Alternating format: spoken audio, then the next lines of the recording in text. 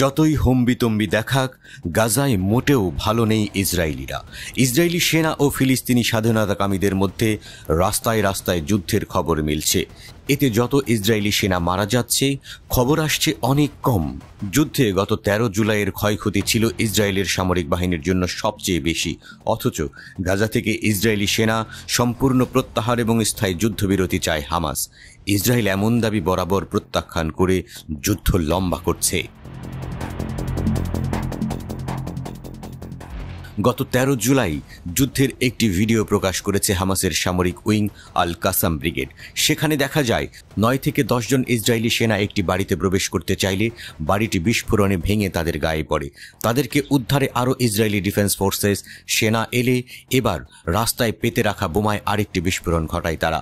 এলাকাটিতে ভারী mortar shell ছুড়েছে Hamas. বেশ কিছু ইসরায়েলি মেরকাফা ট্যাঙ্ক হামাসের হাতে ধ্বংস হয়েছে বলে খবর পাওয়া গেছে। ইসরায়েলি সামরিক বাহিনী জানিয়েছে, গাজার দক্ষিণাঞ্চলীয় শহর রাফার কাছে নামের সাঁজো আজানে বিস্ফোরণ ঘটলে 8 জন ইসরায়েলি সেনা নিহত হয়। বিস্ফোরণ এতটাই ভয়াবহ ছিল যে মৃতদেহ খুঁজে পাওয়া ও শনাক্ত করাই ইসরায়েলের পক্ষে কঠিন হয়ে গেছে। দেশটির সামরিক মুখপাত্র সংবাদ মাধ্যমকে বলেছেন যে বিস্ফোরণটি একটি বিস্ফোরক ডিভাইস বা এন্টি ট্যাঙ্ক ক্ষেপণাস্ত্র থেকে হয়েছে বলে মনে হচ্ছে।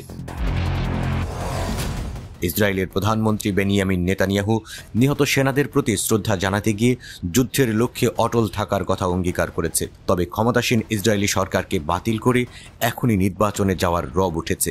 ঘরে বাইরে কোথাও শান্তি পাচ্ছে না ইসরায়েল, তবু গণহত্যা অব্যাহত রেখেছে গাজায়। গাজার উত্তরে ইসরায়েলি হামলায় ক্ষতিগ্রস্ত 3টি বাড়ি থেকে 10টি মৃতদেহ উদ্ধারের খবর পাওয়া গেছে।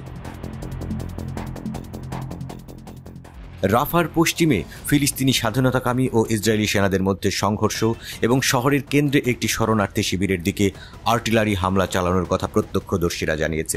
ইসরায়েল সেখানে স্থল অভিযান শুরু করার পর থেকে মে মাসের প্রথম দিকে রাফা থেকে প্রায় 10 লাখ মানুষ সরে যেতে বাধ্য হয়েছে। সবকিছুর সঙ্গে যোগ হয়েছে সাম্প্রতিক দিনগুলোতে ইসরায়েল এবং হিজবুল্লাহর মধ্যে যুদ্ধ। এটি বৃদ্ধির ফলে মধ্যপ্রাচ্যের একটি বৃহত্তর যুদ্ধ ছড়িয়ে পড়ার আশঙ্কা আবারও মাথাচাড়া দিয়েছে। হিজবুল্লাহর একজন কমান্ডোকে হত্যার প্রতিশোধ হিসেবে বাহিনীটি ইসরায়েলি আক্রমণের তীব্রতা বাড়িয়েছে। ইসরায়েলি বাহিনীও গোলাগুলি চালিয়ে প্রতিক্রিয়া জানাচ্ছে।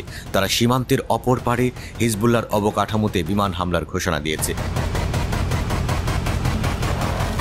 লেবাননে জাতিসংঘের 2 শীর্ষ কর্মকর্তা ইসরায়েল ফিলিস্তিন সব পক্ষকে যুদ্ধবিরতির আহ্বান জানিয়েছে।